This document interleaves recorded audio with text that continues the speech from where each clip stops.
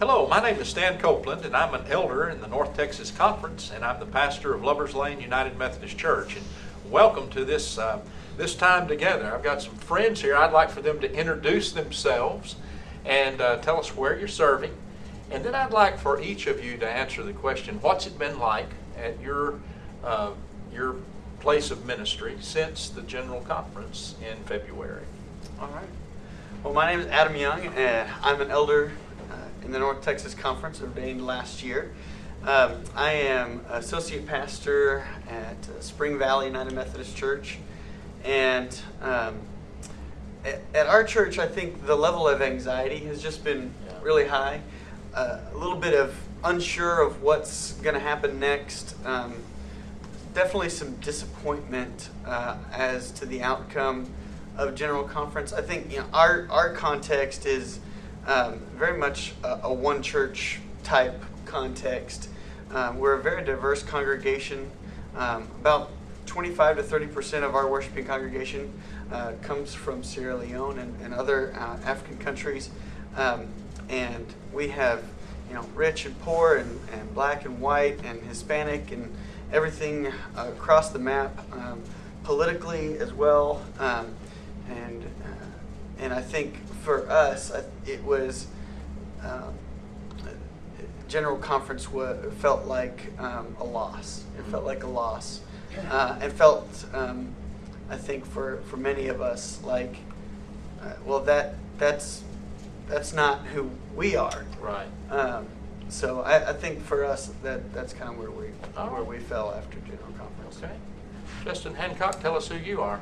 My name is Justin Hancock. I'm a deacon ordained in the North Texas Conference, and I serve at the Missional Wisdom Foundation in two roles. I am the prior or assistant head of the Epworth Project, our network of intentional communities, and my wife and I also facilitate the Julian Way, which is an expression of intentional community with and for those with disabilities or diverse embodiments. Fantastic. And I would say that in my ministry, at both on the Epworth side and the Julian Way side, there's been a lot of grief. Because we have several intentional community residents who are LGBTQ plus and allies, and a few of those were directly affected because they are in the ordination process. Now we're just beginning seminary and identifying that way, so it's been a lot of trauma ministry and sort of triage ministry from moment to moment, moments of real hope and continuing the fight, and moments of, frankly, for me, my wife, and everyone involved, real despair and kind of not knowing where we're headed. Right. I would say that General Conference didn't come to either side of my ministry as a complete shock, but the force with which it happened and sort of the overwhelming sense with which it happened was was where the heart of the blow fell for us, if that makes sense. Yeah. Wow. Thank you, Justin. Okay. My name is Katie Newsom. I'm an associate pastor at First United Methodist Church of Rockwall, an elder in the North Texas Conference. And in my ministry context at First Rockwall, there are lots of mixed opinions about what has happened as a result of General Conference. Rockwall County is the smallest county in Texas. It's one of the most conservative counties in Texas, one of the wealthiest counties in Texas. And in my congregation, I think there's probably a good contingent that feel really happy with the results of General Conference. I think there's another contingent that feels really hurt and wounded by the actions of General Conference. And then I even think there's this other contingent that really doesn't know what's going on. And doesn't really know this part of the life of our church, and only really knows what they see on Sunday mornings. Right. That said, I still think there's a lot of anxiety that for us it doesn't seem really high or forefront, but really lingering underneath the surface. And it's led to lots of questions and longing to know for what is next. Yeah. Thank you. Scott? My name is Scott Gilliland. I am an associate pastor at Lovers Lane. I thought you looked familiar. Yeah. I work for a great senior pastor, and no, I'm an ordained elder, ordained last year as well. And life at Lovers Lane since General Conference, I think I can echo a lot of the sentiments I've heard. It was a disappointment. We had talked a lot about what was going on, and our church had really rallied around a one church vision. So it felt like a loss. It felt like confusing what happens next. Spent a lot of time just listening, really, hearing from folks who were even more directly impacted than me, because this affects their lives of their family members, their friends, and their participation in the life of the church. But I've been impressed because it's been our membership really that I feel like has lifted our staff. They're the ones who have had such unwavering hope. They know what God has called us to be about here at Lovers Lane and the mission statement we have. And so I think even though it was a disappointment, it wasn't a crushing one. And so I found a lot of hope in our congregation here. Even with the fear, the anxiety, there's still that resounding hope. And that's good as a pastor when you feel like a congregation can lead you for a moment like that. Yeah, that's good.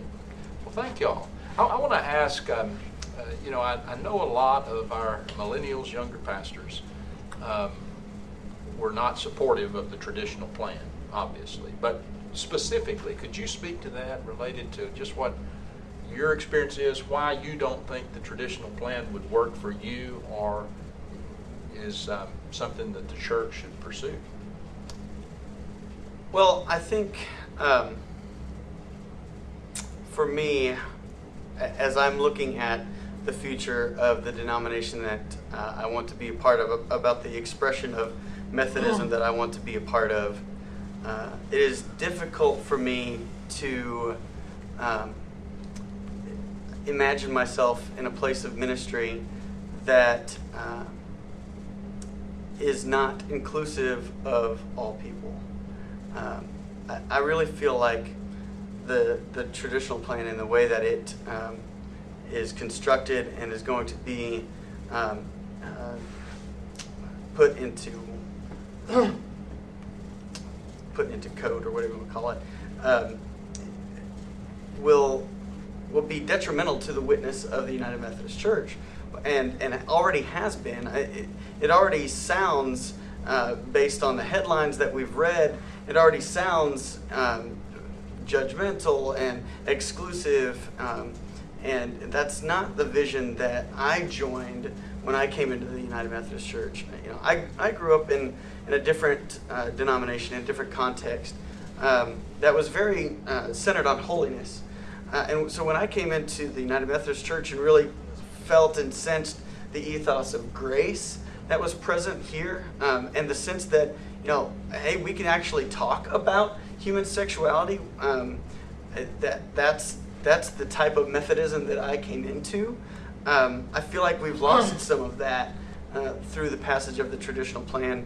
And as a pastor who's got most of his career ahead of him at this point, I don't feel like that's something that I can support. And one of the vows that we take when we are ordained is, will you uphold the discipline? And thankfully, what that means to me is I'm also upholding the process by which we can change the discipline, or the process by which we can live into new and different expressions of Methodism. And so in that sense, I look forward to what could come next and what could come out of this, because I do think that centrists and progressives aren't feeling compatible with this plan. Yeah. Good. Justin? I think as I have reflected and read folks and friends of mine like Rebecca Miles and watched Steve Harper's video out of Orlando, I've come to see that way back when this debate started to pop up in the mid-90s, when I was in junior high and just beginning of the road towards Methodist ministry, it was framed to me as a debate around the very narrow question of human sexuality and sort of holiness and all of the antecedents. But I think what we have seen come to fruition in the traditional plan, or the way it's articulated, is really a question of ecclesiology and polity. And ultimately, my strongest objection to the traditional plan in a Methodist sense and in a United Methodist sense is if we go down this road, I think it becomes really fundamentally impossible for us to believe what we believe about grace and about sacraments and the openness of those things, and combine that with what this plan seeks to do to or would do to the authority of the annual conference and the punitive results of anybody that violates this plan. You really strip out the guts of what is really near and dear to my heart as a United Methodist, and that just grieves me to no end. And I think neither side right now is showing enough theological robustness in some well-rounded ways to really answer the culture's questions about the moment in time we're in outside of the denomination, but just dealing on a denominational level. Yeah. This plan, I think, is not United Methodism. Yeah. Okay, thank you. Katie, you want to tackle that one? Sure. I think for me, the traditional plan is not the experience with Methodism that I know or I've had. I didn't grow up Methodist. I grew up in the Episcopal Church. And my first ever encounter with the Methodist Church was because a Methodist church had a divorce recovery group. And my mother went there, and that church became a safe place for her, for me, for my brother. It became a touch point really for me all throughout my life growing up. I got involved in the Methodist Church. I was educated by United Methodist. The most profound and formative Christian moment of my life happened serving an organization, Project Transformation, that was co-founded by someone who doesn't identify as heterosexual. That was the place I heard my calling into ordained ministry. And so as we are having these conversations and witnessing what's happening at General Conference, it's so strange to me because it hasn't been my experience of United Methodism. And so I feel so at odds with it. But for me, I think why I would not feel comfortable really living in that space is because it doesn't honor the heritage of Methodism as I understand it. I'm preparing for a sermon this Sunday, looking at our lectionary text. I've been reflecting on this passage in Acts where Peter is talking to his friends, and they think he's crazy because he's ministering with the Gentiles. I think our gospel is boundary breaking. I think that our heritage as Methodist is also boundary breaking. I think of all the ways in which Methodism has kind of been on the forefront of social issues really throughout time. Maybe not so much this one, but we're willing to be with everyone. The table is open, and that's how I understand our gospel, that's how I understand our heritage, and that's the experience I'm having now. And I long to be a part of a church that really is so open and so inclusive, because I do think that's the gospel truth. Good, thank you. Thank you for tuning in to our first conversation with this wonderful group of young people. We're going to be hearing from them in part 2, and we hope you watch, and we hope you continue to discuss these matters that they're uplifting. Thank you.